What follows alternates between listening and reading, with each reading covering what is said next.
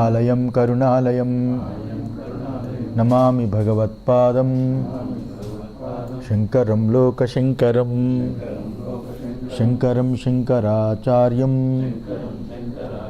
కేశవం బాదరాయణం సూత్రభాష్యకృతౌ వందే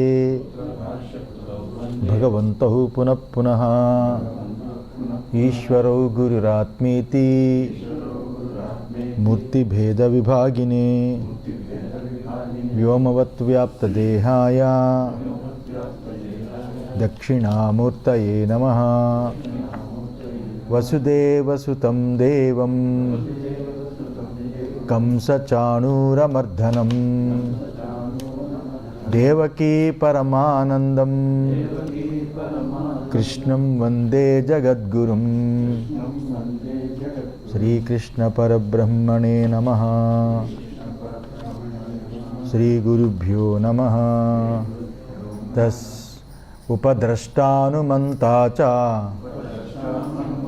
భర్తా భోక్తా మహేశ్వరః పరమాత్మేతి చాప్యుక్తో దేహేస్మిన్ పురుషః పరః. పురుషుడి కంటే ప్రకృతి నిజంగా వేరుగా లేనే లేదు. పురుషుడి కంటే ప్రకృతి నిజంగా వేరుగా లేనే లేదు. అయినప్పటికీ అనాది అవిద్య చేత ఈ శరీరాది రూపమైన ప్రకృతిని తానే అని జీవుడు అనుకుంటున్నాడు. ఈ ప్రకృతినే తాను అనుకుంటున్నాడు. ఆత్మ ఒక రోజులో, ఒకే రోజు ఒకే క్షణంలో ఏదో ఒక రోజులో ఆ ఏదో రకంగా ప్రకృతిని, శరీరేంద్రియ మనస్సుని తానని తప్పుగా తెలుసుకుని నిజంగా భ్రాంతుడయ్యాడని ఇక్కడ అభిప్రాయం కాదు. ఒక రోజులో జరిగిపోయిన క్రియ కాదు ఇది. ఈ ప్రకృతి రూపమైన దేహేంద్రియాదులని తాననుకోవడం అనేది ఒక రోజులో జరిగే ప్రక్రియ కాదు ఇది. మరి ఏమిటిది? సత్యమైన ఆత్మస్వరూపము, అనృత లక్షణమైన అనాత్మస్వరూపము, ఈ రెండిటికీ స్వభావంతోనే ఒక దానిని ఇంకొకటిగాను, ఒక దాన్ని ఇంకొక దానితోనూ, ఒకదాని ధర్మాలు మరొక దాని ధర్మాలతోనూ ఆరోపించుకున్నట్లు కనబడుతున్నాడు. ఏదో ఒక క్షణంలోనో ఒక రోజులోనో జరిగిపోయేది కాదు ఇది. ఇది అనాదిగా జరిగి ఉన్న క్రియ. ఆత్మస్వరూపము, అనృతమైన శరీరాది ఆ లక్షణంతో కూడుకున్న అనాత్మస్వరూపము, ఈ రెండు స్వభావంతోనే ఒకదానికి ఇంకొకటిగాను, ఒకదాని ధర్మాలు ఇంకొక దాని ధర్మాలతో ఈ రకంగా అన్యోన్య అధ్యాస జరిగింది. దాన్నే శంకరాచార్యుల వారు సూత్రభాష్యంలో అన్యోన్యస్మిన్ అన్యోన్యాత్మకతాం అన్యోన్య ధర్మాశ్చ అధ్యస్య అంటూ లోక వ్యవహార అని బ్రహ్మసూత్రాల్లో శ్రీ శంకరాచార్యుల వారు చూపించారు. అందువల్ల అంతఃకరణాదులు యందు ఆత్మ చైతన్యము మొదలగు ధర్మాలు అధ్యాస చేసుకుని, అంతఃకరణ యందు ఆత్మధర్మాలు ఏవైతే ఉన్నాయో, ఆత్మ చైతన్యము, నేను చేతనవంతుణ్ణి, నేను చూచేవాడిని, నేను ఆలోచించి ఆత్మ చైతన్యం ధర్మాల్ని అధ్యాస చేసుకుని జనుల స్వభావంతో వ్యవహారం చేస్తున్నారు. అంతఃకరణ యందు అధ్యాస చేసుకుని ఆత్మయందు దేహేంద్రియాదు మనస్సుల ధర్మాలైన ఆత్మయందు దేహేంద్రియాదుల యొక్క ధర్మాలు ఏమిటి? జన్మ మరణాలు, విషయ జ్ఞానము, కర్మ ప్రవృత్తి, మననము, సంశయము, నిర్ణయము, వీటినన్నిటినీ ఆత్మయందు ఆరోపిస్తున్నారు. ఇవన్నీ ఎవరి ధర్మాలు? దేహేంద్రియాదుల యొక్క ధర్మాలు. దేహేంద్రియ ధర్మాలు ఆత్మయందు ఆరోపించుకుంటున్నారు. ఈ అన్యోన్య అధ్యాసతోనే నేను నాది అనే వ్యవహారము కలుగుతుంది. ఈ అన్యోన్య అధ్యాస చేతనే నేను నాదనే వ్యవహారము కలుగుతుంది. దీనితోనే నేను ప్రమాత, భోక్త, కర్త అనే వ్యవహారం జరుగుతుంది. దీని చేతనే, ఈ అన్యోన్య అధ్యాస చేతనే ఈ నేనుకి ప్రమాతగా, భోక్తగా, కర్తగా ఈ రకంగా వ్యవహారము జరుగుతుంది. ఆ కారణం చేత ఈ అధ్యాస రూపమైన తప్పు తెలివితోటే ప్రమాణ ప్రమేయ వ్యవహారం కలుగుతుంది. ఈ అధ్యాస చేతనే ప్రమేయము విషయము, ప్రమాణం ఇంద్రియములు, దాటితో కూడుకున్న నేననే ప్రమాత ఈ వ్యవహారము కలుగుతుంది. అందులో ఆత్మస్వరూపాన్ని సాంఖ్యులు నైయాయికులు ఏం చెప్తున్నారు? సాంఖ్యులు నైయాయికులు ఇత్యాదులు ఎవరైతే ఉన్నారో వాళ్ళు చెప్పినట్లుగా ఈ ఆత్మ ఏ ప్రమాణంతో సిద్ధం కాదు అని వాళ్ళు చెప్తున్నారు. అతడు స్వయం సిద్ధుడై ఉన్నాడు అని చెప్తున్నారు. ప్రమాణ ప్రమేయ వ్యవహారము ఏదైతే ఉన్నదో ఆత్మస్వరూపాన్ని తెలుసుకోకపోవడం చేతనే కలుగుతున్నది. ప్రమాణ ప్రమేయ వ్యవహారం అంతా కూడా తన స్వరూపమైన ఆత్మని తెలుసుకోకపోవడం చేత ప్రమాణములనే ఇంద్రియాలతో ప్రమేయమైన వస్తువు యొక్క వ్యవహారంతో కూడుకుని నేను నాది అనడానికి కారణం ఏమిటంటే తన స్వరూపమైన ఆత్మని తెలుసుకోకపోవడం చేతనే కలుగుతుంది. ఈ అన్యోన్య అధ్యాస రూపమైన బంధము అనాది అయి ఉన్నది. అందుకని ఏ ఒక్క రోజో ఒక రాత్రో దడగాలమని వచ్చే అధ్యాస కాదు కదా, ఒకరోజు ఒక కాలంలోనో ఒక దేశంలోనే వచ్చేది కదా, అది అనాది అయి ఉన్నది. అందులో స్వాభావికమై ఉన్నది ఈ అధ్యాస. ఇది స్వాభావికమై ఉన్నది, మిథ్యాస్వరూపమై ఉన్నది. మిథ్యాస్వరూపమే ఉన్నది. అది నిజంగా కలగడమే లేదు. అయితే కలిగినట్లుగా ఈ రకంగా భ్రాంతి చిత్తుడై వాటితో తాదాత్మ్యం చెంది ఒకదాని ధర్మాలు ఇంకొక దాన్ని అధ్యాసం చేసుకోవడం చేత కలిగినట్లుగా ఉంది. కానీ నిజంగా తమ ప్రకాశవత్ విరుద్ధ స్వభావయో, ఒకదాని ధర్మాలు ఇంకొక దానికి చేరనే చేరవు. చీకటి వెలుగులో చేరదు, వెలుగు చీకటిలో ఏ రకంగా చేరదో అలాగే నీవు అనే ప్రమాత ప్రమాణము ప్రమేయం అనే వ్యవహారాలు ఆ ప్రమస్వరూపమైన ఆత్మ యందు ఎప్పుడూ జరగనే జరగవు. వాటి యందు కలగలుపు కానే కావు, అధ్యాస కుదరనే కుదరదు. ఈ రకంగా వేదాంతులు నిర్ణయించి ఉన్నారు. ఈ అధ్యాస నిమిత్తము చేత బయట ఒక ప్రపంచము, బయట ఉన్న ఒక ప్రపంచము, దానిని చూస్తున్న శరీర ఇంద్రియాలు, శరీర ఇంద్రియ మనస్సులతో కూడుకున్న నేను, ఈ అధ్యాస నిమిత్తం చేతనే బయట ఒక ప్రపంచం ఉన్నదని, ఆ ప్రపంచాన్ని ఈ శరీరంతో కూడుకుని ఈ మనస్సు లోపట మనస్సుతోటి ఉండి నేను నా వలె అనేక మంది ఉన్నారు, నేను ఏ రకంగా ఈ ప్రపంచంలో ఒక కర్తను, అలాగే అనేక మంది ఈ ప్రపంచంలో అనేక కర్తలు ఉన్నారు, నేను ఈ ప్రపంచంలో ఏ రకంగా ఒక భోక్తను, అలాగే ఈ ప్రపంచంలో అనేక మంది భోక్తలు ఉన్నారు, అలాగే ఈ ప్రపంచంలో పర్వతాలు ఉన్నాయి, నదులు ఉన్నాయి, సముద్రం ఉన్నది, పైకి చూస్తే అంతరిక్షం ఉన్నది, సూర్య చంద్ర నక్షత్రాదులు ఉన్నాయి. అలాగా ఇవన్నీ కనిపిస్తున్నాయి కాబట్టి బయట కనిపించే నదులు, తీర్థాలు, అలాగే పర్వతాలు, సముద్రాలు, అంతరిక్షము, సూర్యుడు, చంద్రుడు, నక్షత్రాలు ఇవన్నీ కనిపిస్తున్నాయి. అవన్నీ చూడడానికి నేను వేరుగా దేహేంద్రియాదులతో కూడుకుని ఆ లోపట ఉండి నేను కర్తగాను భోక్తగాను ఈ రకంగా ఉన్నాను. నేను వీటన్నిటినీ, పర్వతాలని, నదుల్ని, తీర్థాలని, అంతరిక్షాన్ని, సూర్యుడిని, చంద్రుని, నక్షత్రాలన్నింటినీ కూడా భోగిస్తున్నాను, నేను భోక్తనై ఉన్నాను అని ఈ రకంగా అధ్యాస రూపమైన అవిద్య చేతనే అన్నిటి యందు కలిగి ఉన్నాం. ఈ అధ్యాస రూపమైన అవిద్య చేతని ఈ రకంగా కలిగి ఉన్నాం కాబట్టి ఈ అధ్యాస చేత మనసులో కొత్త కొత్త రూపాంతరం చెంది ఒక విషయం పుడుతున్నది. ఏమిటి? ఇష్టము అయిష్టమని. పర్వతాన్ని చూసి పర్వతాన్ని డగాలని కన్ను ద్వారా మింగిం కదా, కన్ను ద్వారా పర్వతాన్ని చూస్తే ఆ పర్వతం యొక్క చెట్లు చేమలతో పచ్చగా పర్వతమంతా ఉంటే దాన్ని కళ్ళతో చూసిన దాన్ని మానసికంగా భోగిస్తూ ఉంటాం, మానసికంగా భోగిస్తాం. కొన్ని వాసన రూపకంగా భోగిస్తాము, కొన్ని ఆహార రూపకంగా భోగిస్తాము, కొన్ని శబ్ద రూపకంగా భోగిస్తాము, కొన్ని కంటి ద్వారా భోగిస్తాము, కొన్ని స్పర్శ ద్వారా భోగిస్తాము. అలాగే ఇక్కడ అనేక రకాలుగా భోగాలతో కూడుకుని ఇష్టాయిష్టము ఈ రకంగా అవిద్య చేతనే అన్నీ కలుగుతున్నాయి. వాటి యందు రాగద్వేషాలు, ఆ రాగాదులతోటి ప్రవృత్తి నివృత్తులు కలుగుతున్నాయి.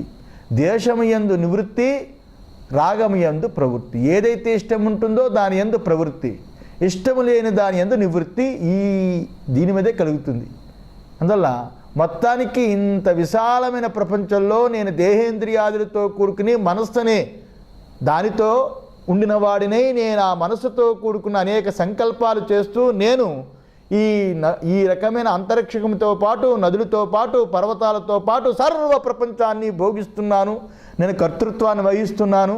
ఈ రకంగా రాగద్వేషాలతో కూడుకుని నాకు ఇష్టమైనది ఏదైతే ఉన్నదో దాని ఎందు ప్రవృత్తి, అయిష్టమైనది ఏదైతే ఉందో దాని నివృత్తి ఈ రకంగా పొందుతున్నాను, కలుగుతున్నాయి అనే భావంతో ఉంటున్నాం. అంతే కదా, భావంతో ఉంటున్నాం. ఇదంతా ఒక రకమైన వేదాంతం ఏం చెప్తుంది? ఇదంతా ఒక రకమైన తామసమైన తప్పు తెలివియే అని చెప్తుంది. ఇదంతా తామసమైన తప్పు తెలివియే, ఆ ఫలమంతా కూడా తామసమైన తప్పు తెలివియే అని చెప్పింది. ఎందువల్ల? నేను అనుకునేదంతా కూడా మిథ్యా ప్రతీతి. ఎందుకంటే నేనను బుద్ధి అవిద్య, నేననే బుద్ధే అవిద్యా స్వరూపమైనది.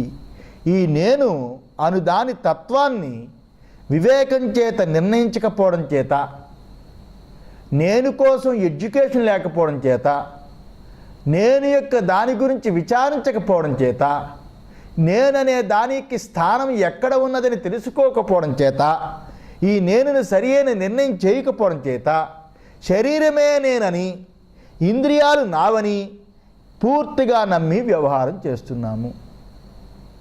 శరీరమే నేనని, ఇంద్రియాలు నావని, నా శరీరాన్ని అంటిపెట్టుకుని ఇంద్రియాలు ఉన్నాయి కాబట్టి ఇంద్రియాలన్నీ నావని, శరీరము నేనని, ఈ రకంగా పూర్తిగా మనము తప్పు తోపిక చేత, తప్పు తెలివి చేత, అజ్ఞానం చేత మనం ఈ రకంగా వ్యవహరిస్తున్నాము. దేహాది రూపమైన అనాత్మ ఏదైతే ఉన్నదో అది అనృతమైనది అని శాస్త్రం చెబుతుంది. మన అనుభవాన్ని తట్టి చూచినా, వివేకించినా, విచారించినా, ఆ నేను కోసం పరిశోధన చేసినా ఇంతవరకు దేహాదులతో కూడుకున్న దానినే నేననేది తెలుకున్నామో అది అనృతమని తేలుతుంది. ఆత్మయే సత్యమని తెలుస్తుంది. నేనుని కూడా తెలుసుకునే ఆవల ఇంకొక ఆత్మ ఉన్నది, అది ప్రత్యేగాత్మని ఏదైతే వేదాలు చెబుతున్నాయో అలాంటి నేను మెలకువ తోచినప్పుడు నేను, కలలో తోచినప్పుడు నేను, నిద్రలో నేను లేకపోయినా ఆత్మస్వరూపంగా ఉన్నామనే విషయాన్ని జాగ్రత్తగా విచారించి చర్చిస్తే, నేనుకి ఎక్కడ ఉనికి ఉన్నదని విచారిస్తే, నేను యొక్క ఉనికి ఒక అవస్థాంతర్గతమైన వ్యవస్థలోనే ఉన్నది కానీ అవస్థకి ఆవల మాత్రము ఈ నేను లేదు. అవస్థకి ఆవల నేనును కూడా ప్రకాశింపచేసి, నేను మేలుకున్న దాన్ని కూడా, మెలకువను కూడా చూపిస్తూ, మెలకువలో ఉన్న అంతరిక్షము, పర్వతాదులు, నదులు, తీర్థములతో కూడుకున్న సర్వ ప్రపంచాన్ని చూపిస్తున్న ఆ తాను సత్యమై ఉన్నది. ఇందువల్ల సత్యము కాని అనృతమైన నేను కలలోనైనా నలిగిపోతున్నది, మెలకువలోనైనా నలిగిపోతున్నది. కళ మెలకువ లేనప్పుడు నిద్రలో నలుగుట, తరుగుట, పెరుగుట, అణిగిపోవుట, వచ్చుట, పోవుట, పుట్టుట అనేది లేకుండా పోతున్నది. అలాంటి నేను ఏదైతే ఉన్నదో అలాంటి నేనుని దేహేంద్రియాదులుగా పెట్టుకుని, దేహేంద్రియాదులతో కూడుకుని ఏదైతే అనాత్మతో కూడుకుని వ్యవహారం చేస్తున్నామో అదంతా అనృతము. ఆత్మయే సత్యము. నేనుకి ఆవల, అవస్థకి ఆవల, మెలకువికి ఆవల, మెలకువ కళని చూచేవాడు ఎవడైతే ఉన్నాడో, నిద్రని కూడా నేను లేని తనాన్ని చూచేవాడు ఎవడైతే ఉన్నాడో ఆ ఆత్మయే సత్యము.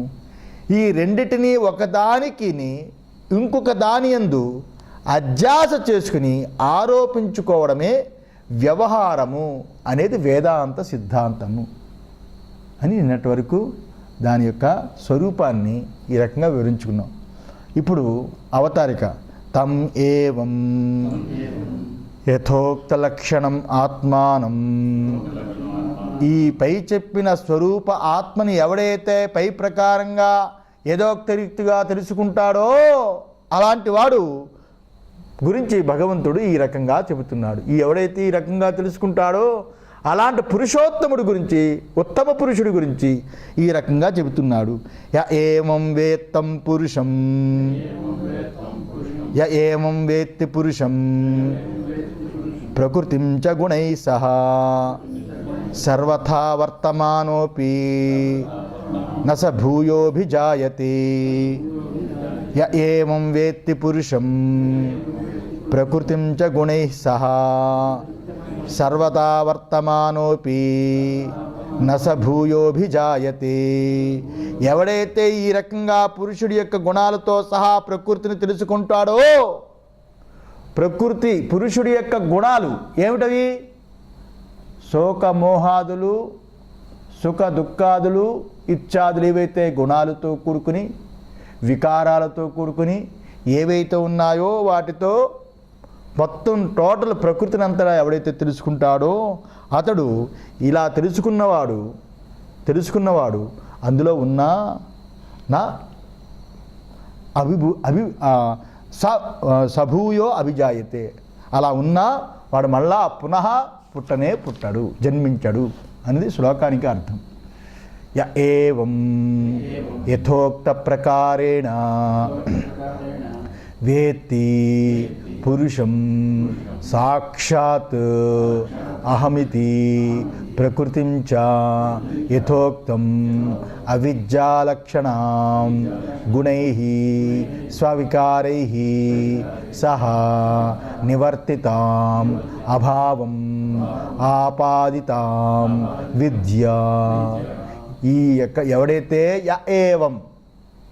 ఏవం యథోక్త ఈ రకంగా ఈ పైన చెప్పబడినట్లుగా, ఈ పైన అంటే ముందు చెప్పబడినట్లుగా ఎవడైతే స్వరూపం యొక్క ఆత్మని ఎవరైతే ఇలా చెప్పిన ప్రకారము చక్కగా ఎవడైతే తెలుసుకుంటాడో, ఏమిటా ప్రకారము?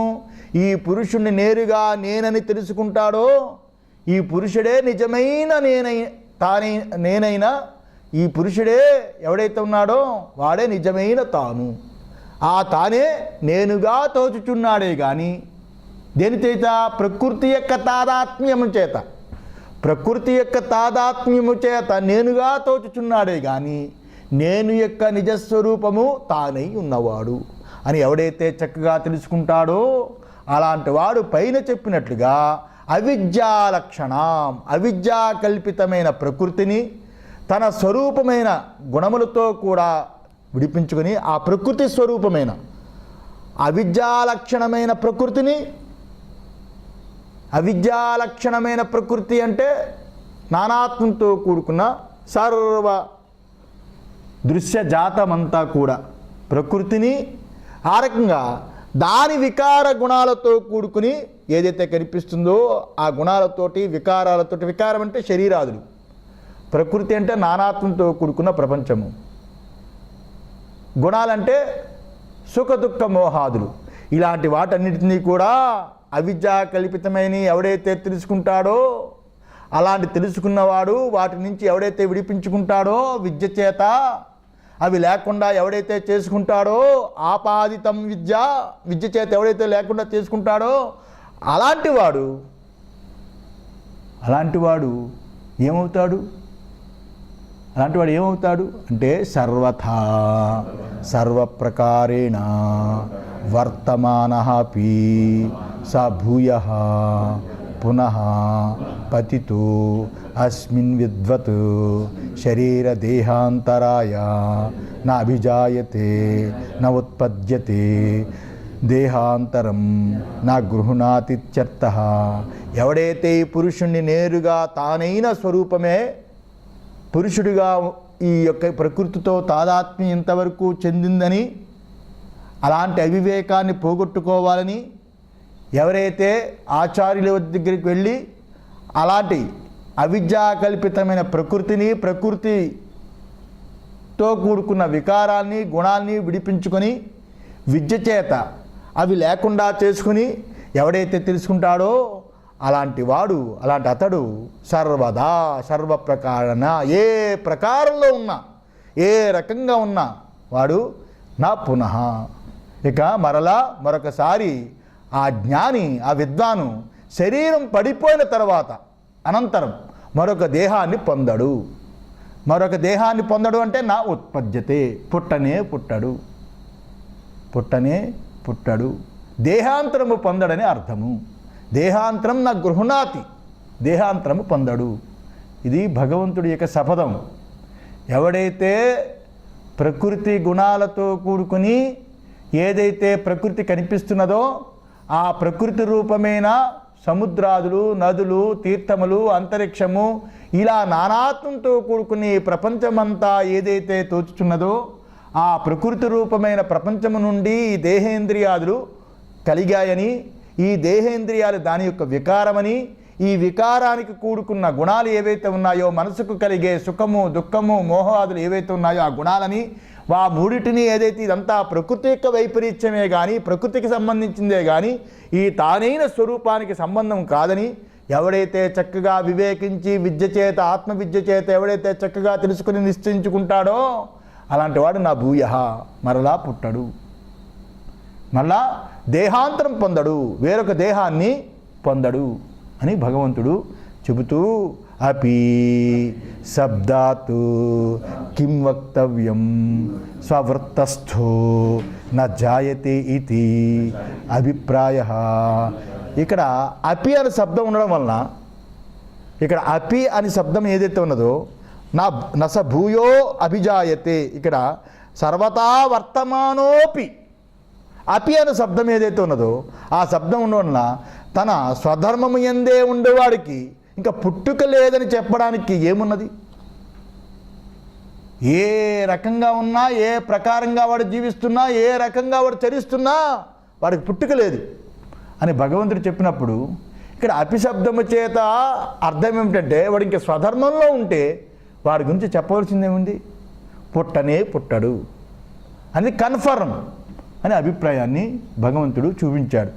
ఈ రకంగా పైన చెప్పిన ఆ స్వరూపమైన ఆత్మ అంటే ఈ అత్యంత అసక్తుడైన, దేనియందు ఆసక్తి లేనివాడు, దేనియందు సంగము లేనివాడైన ఆ సర్వసాక్షి అయిన జీవుని యొక్క వాస్తవ స్వరూపమైన పరమార్థ స్వరూపం ఏదైతే ఉన్నదో అలాంటి పరమార్థ స్వరూపము జీవాత్మగా ఉన్నప్పుడు, పరమార్థ స్వరూపము తెలియనప్పుడు, జీవాత్మగా ఉన్నప్పుడు జీవుడు నేననుకున్నవాడు అనుకున్నప్పుడు, నేను ఫలానా తల్లికి పుట్టాను అనుకున్నవాడు, నేను ఫలానా గోత్రంలో పుట్టాను అనుకున్నవాడు, నేను ఫలానా గ్రామంలో పుట్టాను అనుకున్నవాడు, నేను ఫలానా కాలంలో పుట్టాను అనుకున్నవాడు, ఇలా ఏ రకంగా ఒక దేశంలో, ఒక కాలంలో, ఒక తల్లి గర్భంలో, ఒక గ్రామంలో, ఒక పట్టణంలో ఎవరైతే పుట్టానని జీవాత్మగా ఎవరైతే పుట్టేవాడిని చచ్చేవాడిని అనుకుంటాడో అలా అనుకున్నప్పుడు ఇంద్రియాలకి దాసుడై ఉన్నవాడే ఇప్పుడు పరమాత్మ రూపం నందు నిలబడి మహేశ్వరుడే అనిపించుకుంటున్నాడు. అంతవరకు ఇంద్రియాలకి దాసుడై ఉన్నవాడు ఎవడైతే ఉన్నాడో అలాంటి వాడు అనేక జన్మల యొక్క పుణ్య పరిపాకము చేత ఒక మహనీయుడి యొక్క ఆత్మ జ్ఞాని యొక్క ఆచార్య యొక్క అనుగ్రహం చేత ఎవడైతే నువ్వు జీవుడివి కాదు, నువ్వు పుట్టేవాడివి కాదు, పుట్టే వస్తువు ప్రకృతిలో ఉన్న ఒక దేహేంద్రియాదులే కానీ దేహేంద్రియాదులకి కూడా నువ్వు ఆవల ఉన్న ఆత్మస్వరూపమే ఉన్నావు. దేహేంద్రియాదులు పుడితే నువ్వు పుట్టావని, దేహేంద్రియాదులు పోతే నువ్వు చచ్చావని ఇదంతా అధ్యారోపము, అబద్ధము. దేహాదులు వచ్చిపోతుంటాయి. ప్రకృతిలో నదులు, తీర్థములు, ఆ రకంగానే ప్రకృతిలో ఉన్న కొండలు, గుట్టలు, పశువులు, పక్షులు, చెట్లు, పుట్టలు, అంతరిక్షము ఏ రకంగా మార్పు చెందుతుందో ఆ మార్పానుగతంగానే దేహాదులు పుట్టడము రాకలే కానీ అది ప్రకృతికి సంబంధించింది కానీ ప్రకృతికి వేరుగా ఉన్న నీకు ఎట్టి సంబంధము లేదని ఒక మహనీయుడు ఉపదేశిస్తే అలాంటి పరమాత్మయందు నిలబడి అంతవరకు దాసుడైన ఉన్నవాడు, ఇంద్రియాలకి దాసుడైన వాడు ఆత్మజ్ఞానం చేత, ఆ జ్ఞానం చేత, గురువుల యొక్క బోధ చేత పరమాత్మ స్వరూపి నిలబడి తాను మహేశ్వరుడని అనిపించుకుంటాడు. ఇలా వైరాగ్యము చేత ప్రకృతి పురుషుల్ని విడదీసుకుని, వైరాగ్యం దేనికి ఉండాలి? గడ్డాలు పెంచడానికి వైరాగ్యం కాదు, బట్టలు మార్చడానికి వైరాగ్యం కాదు, అవతల వాడికి కంపు కొట్టేటట్టుగా పళ్ళు తోముకొని ఉండడం వైరాగ్యం కాదు. వైరాగ్యం అంటే ఇంతవరకు ఇంద్రియాలు ప్రేరణతోటి ఇంద్రియాలతో కూడుకుని ఏదైతే తాదాత్మ్యం చెంది అది ఇది ఇష్టము, అయిష్టము, రాగము, ద్వేషమని ఏ ఇంద్రియాలతో కూడుకుని ఉన్నామో వాటి అన్నిటి యందు వైరాగ్యం కలిగి, ఇంద్రియ చేష్టల యందు వైరాగ్యం కలిగి, ఇంద్రియాల యొక్క శక్తిని అంతటినీ కూడా బుద్ధి యందు ఉంచి ఆ బుద్ధిని వివేకానికి ఉపయోగించుకుని అలాంటి వైరాగ్యం, ఆ వివేకానికి ఉపయోగించుకునే వైరాగ్యం వల్ల ఎవడైతే ప్రకృతి పురుషుని విడదీసుకుని తన స్వరూపం యందు ఎవడైతే స్థిరపడతాడో అలా స్థిరపడడమే పరమ పురుషార్థము. ఇంతకంట చాతుర్మాసంలో పాఠం చెప్పవలసింది ఏమీ లేదు. ఇదే పరమ పురుషార్థము. అందువల్ల ఎవడు ఇలా ప్రకృతిని తన గుణాలని పరీక్షించి దాని యందు ఎలాంటి శక్తి లేదని తెలుసుకుని ఎవడైతే ప్రకృతిని ప్రకృతిలో ఉన్న గుణాలు సుఖము దుఃఖము మోహము రాగము ద్వేషము ఇష్టము అయిష్టము ఇలాంటి గుణాలన్నింటినీ పరీక్షించి పరిశీలించి వివేకించి విచారించి దాని యందు ఎలాంటి శక్తి లేదని జాగ్రత్తగా గుర్తించి ఎవడైతే తెలుసుకుంటాడో దానికంటే అత్యంత విలక్షణమైన అలా తెలుసుకున్న సమకాలంలోనే అదంతా అనిత్యమని ఇదంతా అసత్తని ఇది నిజం కాదని దీంట్లో ఎటువంటి సారము లేదని తెలుసుకున్న సమకాలంలోనే దానికి విలక్షణమైన అత్యంత విలక్షణమైన నిత్యమైన నిత్యశుద్ధమైన నిత్యబుద్ధమైన నిత్యముక్తమైన అలాంటి స్వరూపమే నేనని ఆ నేననుకునేది ఇంతవరకు దేహాదులతో కూడుకున్న తాదాత్మ్యమైన అనుకున్నది ఇది నిజం కాదని ఆ నేను తానైన స్వరూపమని ఎవడైతే తెలుసుకుంటాడో అతడే జీవన్ముక్తుడు. జీవన్ముక్తి అంటే శరీరం ఉంటుండగానే శరీరాన్ని విడివడి ఇంద్రియాలు అన్నిటినీ చూస్తుండగానే ఆ ఇంద్రియాలతో ఏ రకమైన సొగసులు పొంగులు వాటితో సంబంధం లేక మనసులో ఎన్ని రకాలు కదలికలు కదిలినా ఆ కదలికలన్నింటినీ చూచేవాడు కానీ మనసుతో తాదాత్మ్యం చెందక ఆ మూడిటిని వదిలిపెట్టి కేవలము ఆత్మీయందే నిష్ట కలిగి ఎవడైతే ఉంటాడో వాడు ఇవన్నీ బ్రతికుండగానే ఇంద్రియాలు శరీరము మనస్సు అన్నీ జీవించుండగానే దాని ఇందు విడిపోయినవాడు జీవన్ముక్తుడు. విడిపోయినవాడు అలాంటి వాడు ఇతరుల దృష్టిలో బయటి వాళ్ళ దృష్టిలో అందరిలాగే శరీరాలతో కూడుకుని ఇంద్రియాలతో కూడుకుని వ్యవహరించినట్టు కనిపించినట్టుగా అన్నం తింటున్నట్టు కనిపించిన స్నానం చేస్తున్నట్టు కనిపించిన శరీరం నడుస్తున్నట్టు కనిపించిన ఏ రకంగా కనిపించినా నిజంగా ఆయనకి ఏ కర్మ లేనివాడు. అందువల్ల అతడు ఆత్మరతి ఆత్మక్రీడ. ఇంద్రియాలు అంతఃకరణ శరీరము వాటికి కావలసిన సారాన్ని ప్రకృతిలో ఉన్న అంటే ప్రపంచంలో ఉన్న సారాన్ని అవి లాక్కుంటున్నాయి. కానీ ప్రకృతికి సంబంధం లేని పురుషుడైన నేను తానైన ఈ రకమైన ఈ నేనికి ఏ కర్మ లేదు. ఈ మూడిటికి కర్మలు ఉన్నాయంటే ఆ ప్రకృతి నుంచి పుట్టాయి కాబట్టి ఆ ప్రకృతి సారంతో బతకాలి కాబట్టి ఆ ప్రకృతి సారంతో బతుకుతున్నాయి. కానీ ఆ సారంతో బతుకుతున్నా నిస్సారమైన సుఖదుఖాదులు ఇష్టాయిష్టాలు రాగద్వేషాలతో కూడుకున్న ప్రేరణకి ఆ సారానికి కలిగిన శక్తి ఆ ప్రేరణ ఏదైతుందో ఆ ప్రేరణకి ఎటువంటి సంబంధము వాడికి ఉండదు. అందువల్ల ఆ కర్మతో వాడికి ఏ పని లేదు, ఏ కర్మ చెయ్యనివాడు అని. ఎందువల్ల అతనికి ఏ విషయాల యందు కామములు లేవు, కోరికలు లేవు. అతనికి కర్మలే లేకపోవడం వలన కర్మలే లేకుండా ఉండడం వలన కర్మలకి ఫలంగా వేరొక జన్మ పొందడం ఎలా కుదురుతుంది? కర్మలే లేవు, కర్మలు చేయాలని కోరిక లేదు. కర్మలు చేస్తున్న అంతఃకరణ మనస్సు అంతఃకరణ ఇంద్రియాలు శరీరము కర్మలతో తిరుగుతున్నా ఆ కర్మలతో సంబంధం లేదు. ఈ మూడు చేస్తున్న కర్మలకి నాకు సంబంధం లేదని ఎవడైతే స్వరూపమైన ఆత్మనందు నిలబడిపోతాడో అలాంటి వాడు ఆ కర్మల యొక్క ఫలాన్ని వాడెందుకు అనిపిస్తాడు? వాటితో తాదాత్మ్యం చెందితే వాడు పొందుతాడు. వాడితో తాదాత్మ్యం చెందకుండా వాడితో వివేకించి విడదీసి తాను వేరని తెలుసుకున్నవాడు ఆ కర్మలకి ఫలంగా వేరొక జన్మని పొందడు. ఆ జన్మలో వాడు ఏ కోరికని కోరడు. దాని ఫలితం ఏమిటి? ఇంకొక జన్మని పొందడు. ఇక్కడ సర్వదా వర్తమానోపి నసభూయో అభిజాయతే అంటే అతడు ఎలా ప్రవర్తించినా అది ఇక్కడ వాడు ఎలా ప్రవర్తించినా అతడు మరలా జన్మించడు అని భగవంతుడు ఘంటాఘోషంగా శ్రీకృష్ణ భగవానుడు ఈ రకంగా అర్జునుడికి ఉపదేశించి ఉన్నాడు. అందువల్ల జ్ఞానికి ఈ రకంగా వివేచించుకొని ఆ వివేకం దగ్గర నిలబడిపోయిన జ్ఞానికి,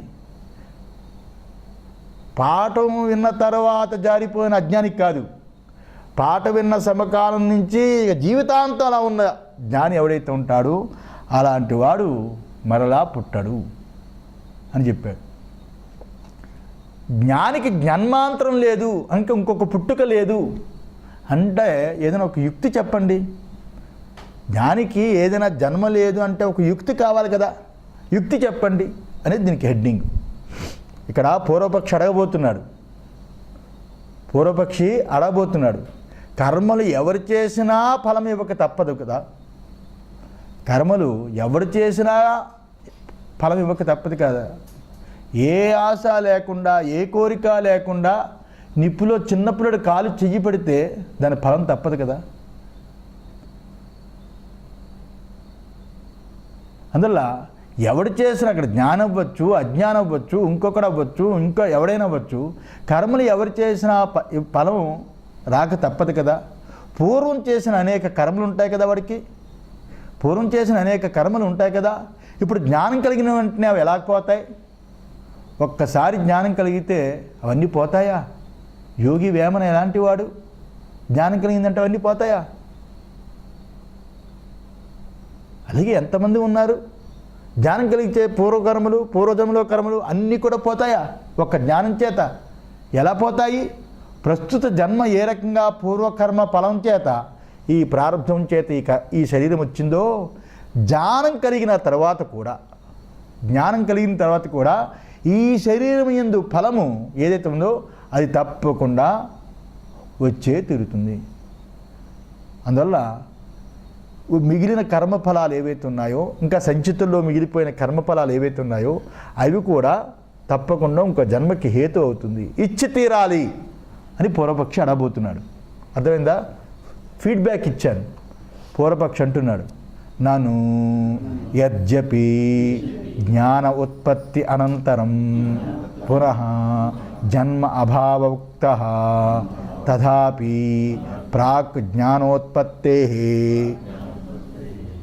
కృతానాం కర్మణాం ఉత్తరకాలభావినాం చ యాని చ అతిక్రాంత అనేక జన్మకృతాని తేషాం ఫలం అవిద్వా ఆదత్వా నాసో నాయుక్తః ఇతి స్యుః త్రీణి జన్మాని.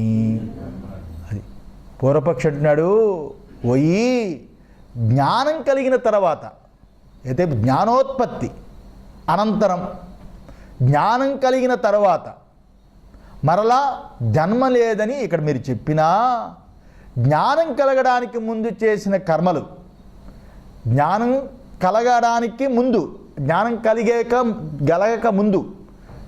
కలగక ముందు చేసిన కర్మలు, ఆ పిదప దాని జ్ఞానం కలిగిన తర్వాత చేసే కర్మలు, తర్వాత గతించిపోయిన అంటే కిందటి జన్మలో చేసిన అనేక జన్మల యందు చేసిన సంచిత కర్మలు, ఇవన్నీ ఫలం ఇవ్వకుండా ఉంటాయా?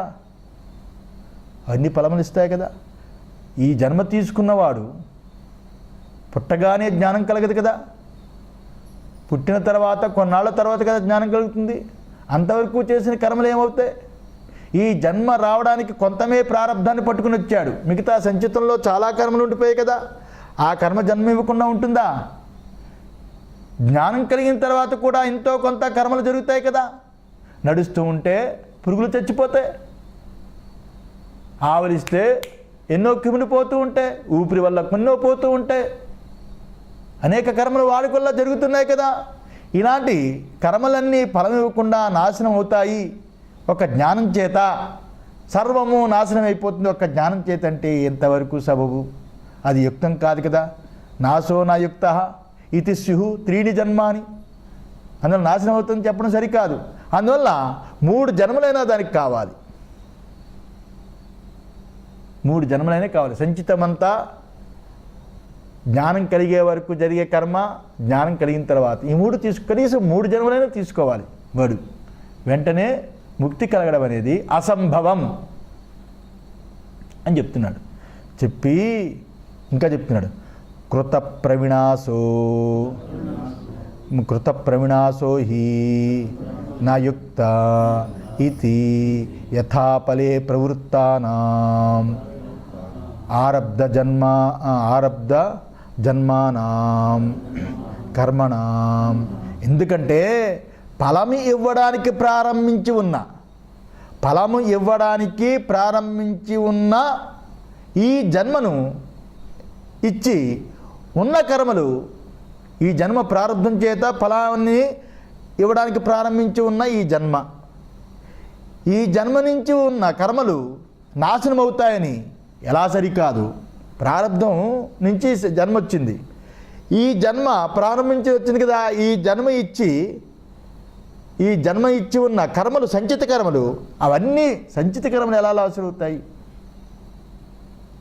అవి ఉండిపోతాయి కదా. ప్రారంధం నుంచి జన్మ తెచ్చుకున్నాము, ఏ ప్రారంధంగా సంచితం నుంచి తెచ్చుకున్న దాన్ని ప్రారంధం అంటాం, కానీ సంచితం అంతా తెచ్చేసుకుని ప్రారంధం కాదు కదా. సంచితం అనే పెద్ద మూటలో అంత కొంత తెచ్చుకొని ప్రారంధాన్ని పుట్టాం, ఆ సంచితం అంతా ఉండిపోయింది కదా. అది నాశనం అవుతుంది ఎలా చెప్తారు?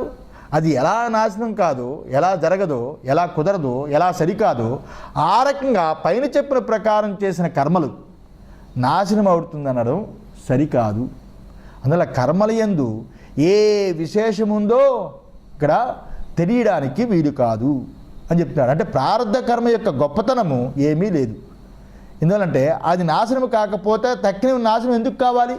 ఇక్కడ ప్రారంధ కర్మ యొక్క గొప్పతనం ఏమీ లేదు కదా. ప్రారంధం గొప్పతనం ఏముంది? సంచిత కర్మే కదా ప్రారంధం. అది ప్రత్యేకంగా ఒక ప్రారంధం కర్మ సంచితం అనే మూటలో కొంత తెచ్చుకొని ప్రారంధాన్ని పొందాం. దీనికంటే ఒక ప్రత్యేకత ఏం లేదు కదా, సంచిత కర్మే కదా. మరి అది నాశనం కానప్పుడు ఈ జ్ఞానం కలిగిన తర్వాత ఈ ప్రారంధమే నాశనం కావటం లేదు కదా, అనుభవిస్తున్నాడు కదా. ఇదే నాశనం కాకపోతే తక్కినవన్నీ ఎందుకు నాశనం అవుతాయి అని అర్థం. కనిపించని సంచితము అంత జ్ఞానం కలిగే వరకు ఏ కర్మ అయితే చేశాడో ఆ కర్మ యొక్క కనిపించిన ఫలం జ్ఞానం కలిగిన తర్వాత ఇంత